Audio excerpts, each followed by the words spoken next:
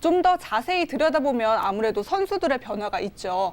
뭐 대한 선수, 하대성, 박종 선수 같은 이런 스타 선수들이 대거 중국 슈퍼리그로 진출을 했잖아요. 네, 일단은 이제 중국 쪽에서의 어떻게 본다면 네. 이적료가 높아지면서 그쵸. 그러니까 돈에 의해서 움직이는 게 프로의 세계 아니겠습니까? 그쵸. 그러면서 이제 대한 선수를 비롯해서 하대성, 뿐만 아니라 많은 수비수들이 중국 리그로 진출을 했습니다. 네. 사실 이 중국 리그로 진출할 때에 대해서 이야기가 상당히 많은데 공격수들은 중국 쪽, 남미 쪽 선수들을 선호해요. 네. 그런데 이제 수비수 쪽에서 이제 워낙에 좋은 선수들이 K리그 클래식에 있다 보니까 네. 중국 쪽에서는 이제 수비수 또는 수비형 미드필더를 주로 영입해 갔는데요. 뭐 박종우 선수라든가 하대성 선수, 임유한 선수, 윤신영 대한 선수까지 모두가 중국 리그로 진출하게 됐습니다. 사실 그러니까 지금 프로는 다 돈에 따라 움직인다고 했는데 네. 그렇지 않은 사람도 있습니다. 누구죠? 저요. 아, 당신이요? 네, 저 같은 경우에 만약에 다른 그 옆 채널에서 네. 같은 K리그 프로그램을 한다. 네. 돈을 더 많이 주겠다. 그러면 네. 이제 저는 여기 남죠. 그것은 if 아닙니까? 만약에 아닙니까? 길고 얇게 가시는 거죠. 네. 근데 제가 생각하기에는 네. 옮기라는 제의가 왔을 때 옮겨도 괜찮을 것 같아요. 여기 큰 타격 없습니다, 당신 때문에. 왜 이런 말을 하냐면 잘 가요. 제한이 없기 때문에 그런 거예요. 그렇겠죠. 우리가 너무 보내버리나? 네. 근데 진짜 K리그 팬들 입장에서는 이렇게 좋은 선수들이 대거 중국으로 가거나 하면서 많이 안타까워요, 사실. 네. 그래서 두 분 전문가 입장에서 볼 때는 좀 이렇게 대거 중국으로 진출하는 그런 걸 보고 어떤 견해를 갖고 계신지 궁금합니다.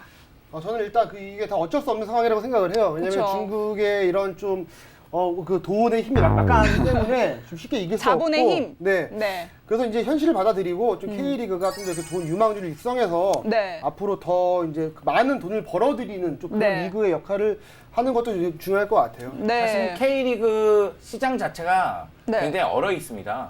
그러다 보니까 구단별로 이동하는 경우가 그렇게 많지는 않았거든요. 네. 물론 뭐 전북을 비롯해서 울산을 비롯해서 많은 선수를 영입하기도 하고 내보내기도 했지만은 네. 예전에 비해서는 상당히 이적 시장이 얼어 있어요. 네. 그랬을 때 다만 이제 중국 쪽에서 들어온 이 자금을 네. K리그 구단들이 정말 현명하게 쓴다면 유소년에게 좀 투자를 하고 새로운 선수를 영입을 하고 이러면서 계속해서 발전적으로 쓴다면은 어떻게 본다면 더 좋은 기회를 만드는 계기가 되지 않을까라도 생각을 합니다. 저는 네. 이게 이제 일시적인 현상인 것 같은데 과거에 이제 J리그 진출 러시가 돼 있었잖아요. 네. 그 이후에 이제 뭐 중동 진출 붐이 일었었는데 네. 지금 이제 그런 좀 그 아시아 축구의 흐름이 중국으로 넘어간 것 같은데 네, 네, 네. 분명히 뭐 K리그나 이제 다른 리그에게도 이제 뭐 기회는 올 거라고 저는 생각을 하고 네. 있습니다. 네, 지금 이렇게 두 분의 날카로운 분석을 잘 들어봤는데 나중에 다시 얘기를 해보겠지만 특히 FC 서울 같은 경우는 그 팀의 주축 두 선수를 이제 해외로 보내면서 전력 누수도 상당히 크게 신경이 쓸 것 같은데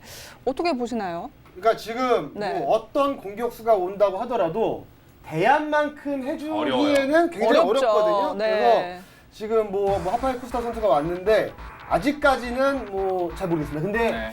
일단 이 그 두 선수의 공백을 메우는 게 쉽진 않아 보이고 전 특히 또 아디 선수도 이제 은퇴를 하면서 이제 코치가 맞아요. 됐잖아요. 그래서 네. 최전방과 허리, 후방이 모두 이제 공백이 생겼습니다. 그래서 그 에피 서울 같은 경우에는 올 시즌이 그 리빌딩을 하는 한 해가 되지 않을까라고 저는 생각을 하고 근데 있습니다. 저는 개인적으로 네. 최용수 감독이 잘하고 있다고 생각을 해요. 왜요? 아침 경기를 통해서 드러난 FC 서울의 경기력을 봤을 때는 전술 변화를 통해서 대안과 하대성 그리고 아지 선수가 나간 자리를 잘 메우고 있거든요. 네, 네. 그러니까 오스마르 선수가 투입이 되면서 3백으로 변화를 있게 했죠. 그리고 최용수 감독이 그 얘기를 했습니다. 대안의 자리는 그 누구도 메울 수는 없다. 그 대신 우리에게는 다양한 선수가 득점할 수가 있다. 맞아요. 그게 그래서 핵심이죠. 그렇죠. 네. 득점을 다양하게 가져가겠다는 네, 네, 얘기거든요. 네. 주인공을 두지 않겠다. 네, 그러니까 최용수 감독이 어떻게 보면은 이제는 한 명에 의존하는 공격 전술이 아니라 네. 다양한 득점 루트, 다양한 공격 루트를 만들겠다는 이야기가 되고 이것이 성공을 한다면 제가 보기에는 어쩌면 지난 시즌보다도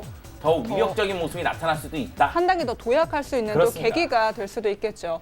네, 지금 뭐 FC 서울 잘 얘기를 들어봤는데 또 FC 서울뿐만 아니라 그 전북발의 폭풍 영입도 대단했죠. 그러니까 K리그 클래식이 올 시즌 이제 이적 시장이 얼어붙었다고 했는데 네. 전북은 예외였습니다. 전북은 맞아요. 무서웠어요. 네, 전북이 대단했죠. 그러니까 제가 뭐 개인적으로 전 지난 시즌 이 선수의 팬이었거든요. 한교원 선수가 네. 전북으로 이적을 했고 이제 뭐 김남일, 최보경, 김인성, 이승열, 이상혁, 뭐 카이오 이런 선수들이 이제 이적을 했는데 네.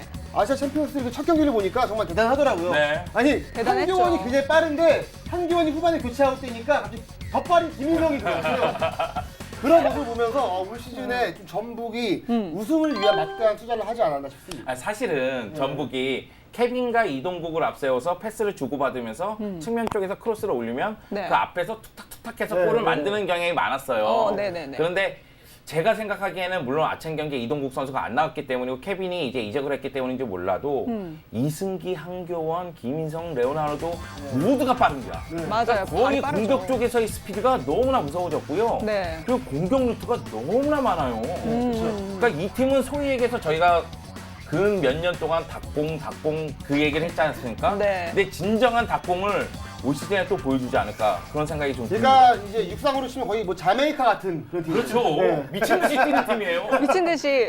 그냥 동네에서 좀 뛰는 애들도 다 그 한국 신기록 세울 만한 기록 네. 갖고 있는 애들이죠. 그렇죠.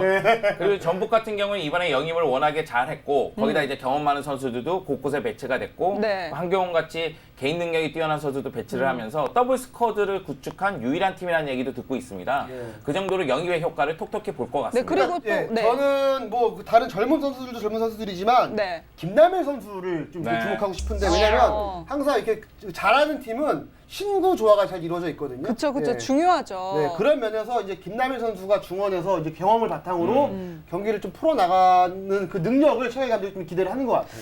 네, 하지만 올 시즌 이적 시장이 기대만큼 뜨겁지 않은 팀도 있었죠. 포항입니다. 포항은 좀처럼 지갑을 열지를 않고 있어요. 전에도 우승을 했는데도 불구하고 어떻게 보세요? 지갑 있어요? 지갑이 없어요. 저 있어요. 네, 포항 지금 모 기업인 포스코가 네. 2년 전부터 허리를 졸라맸거든요. 네네네. 그때부터 지갑이 없었고요. 그리고 지난해 시작하기 전에 황선홍 감독을 만나서 얘기할 때도 황선홍 감독이 그 얘기했습니다. 어떤? 이거 없으면 잇몸으로 어떻게든 뭐 돈이 없기 때문에 지금 있는 선수들을 조직력을 최대한 끌어올린다. 그러더니만 더블을 달성했거든요. 저 대단하죠. 그 더블 달성하더니만 이번에도 또 돈을 안 푸는 그런 모습이에요. 제가 봤을 때 지갑은 있는데 지갑 안에 버스카드 딸랑 한 장 있습니다. 아, 네. 그렇구만. 네. 지갑을 제가 대신 열어드리고 싶어요. 네. 근데 또 포항뿐만 아니라 수원도 잠잠했죠. 사실 제가 알기로는 수원이 기존 이적 시장에서 굉장히 큰 손으로 유명하다고 알고 있는데, 네. 어떻게 된 건가요? 수원 같은 경우에는 이제 선수들 연봉이 공개가 되면서 네.